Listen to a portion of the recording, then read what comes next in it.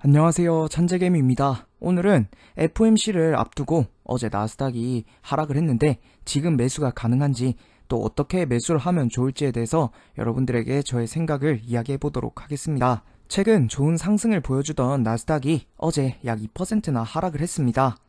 자, 이슈를 먼저 보게 되면 FOMC 경계 속에 나스닥이 하락하였다. FOMC를 앞두고 하락하였다.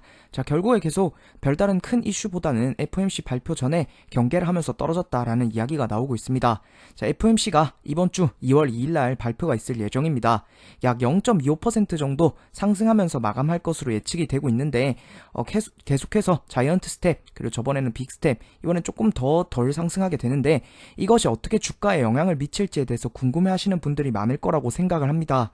자, 그래서 오늘은 어제 하락을 한 나스닥 상승이 끝났는가, 두 번째로 FOMC 이후 하락을 하는가, 아니면 또 상승을 할 수 있는가, 그리고 세 번째로는 지금 매수가 가능한가, 그리고 네 번째로는 매수 가이드를 하고 마치도록 하겠습니다.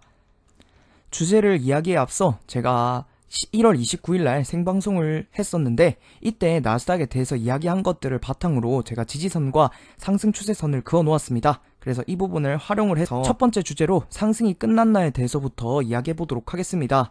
제가 생방송에서도 말씀을 드렸지만 현재 상승 추세선이 형성이 되었다. 그래서 일봉에서 보시면 왼쪽 그림을 보시면 제가 상승 추세선을 그어 놓았고 어제 2%가 하락을 하긴 했지만 이 추세선이 깨지진 않았습니다. 그래서 상승이 끝났나 라고 한다면 아직까지 상승을 충분히 이어갈 수 있고 오늘 양봉이 추가적으로 나온다면 충분히 계속해서 상승을 할 수가 있습니다.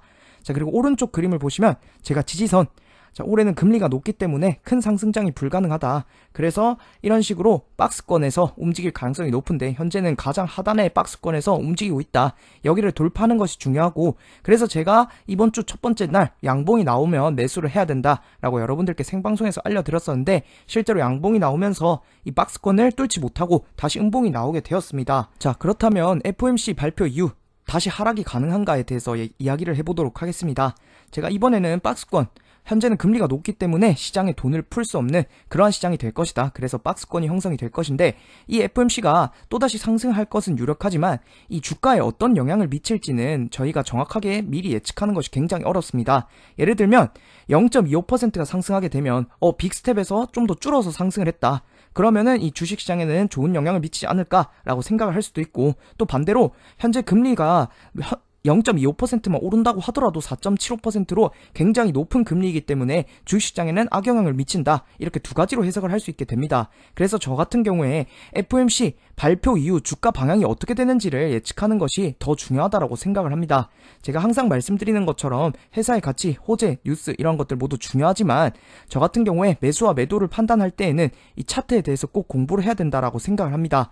그래서 현재 음봉이 나왔고 만약에 여기서 추가적으로 이 추세선을 하방으로 빠지게 된다면 제가 바닥권이라고 말씀드렸던 박스권의 하단에까지 충분히 떨어질 수 있기 때문에 이러한 점들을 여러분들이 생각을 하고 투자를 하셨으면 좋겠습니다. 자, 그래서 매수를 하실 때도 제가 항상 돌파 매수를 강조드리는 이유이고, 현재 박스권을 다시 뚫지 못하였기 때문에 추가적으로 떨어진다면 바닥권이나 또 중간 부분까지 떨어질 수 있기 때문에 이 FOMC 발표 이후에 어떻게 방향성이 되는지, 그리고 또 양봉으로 이 지지선을 뚫을 수 있는지가 되게 여러분들이 주목해서 봐야 될 점이라고 생각을 합니다. 자, 그렇다면 지금 매수가 가능한지에 대해서 이야기해 보도록 하겠습니다. 자, 올해 금리가 매우 높습니다. 그렇기 때문에 이 금리를 0.25%만 상승시킨다고 하더라도 현재 4.75%로 매우 높은 금리에 속합니다. 그렇기 때문에 올 한해는 제가 그어놓은 이 네 구간의 박스권 안에서 움직일 것으로 저는 예측을 합니다. 아마 전 고점을 올해 안에 넘는 것은 굉장히 어려 보이고, 만약에 전 고점을 넘는다 하더라도 올해 후반이나 되어야 된다고 생각을 합니다.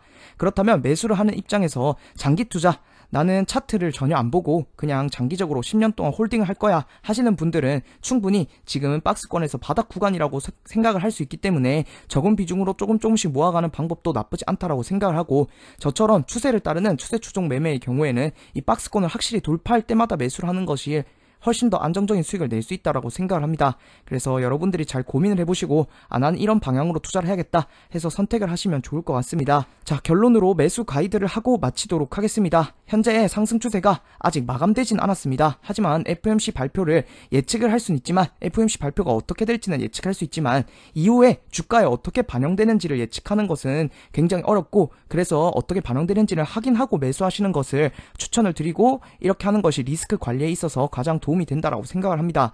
현재 박스권에 바닥권이 형성이 되었습니다. 장기 투자의 경우 충분히 적은 비중으로 바닥권에서부터는 매수가 충분히 가능하고, 추세 투자의 경우 FOMC 발표 이후 양봉이 나오면서 추세를 이어가는지를 확인하고 매수하시는 것을 추천을 드립니다.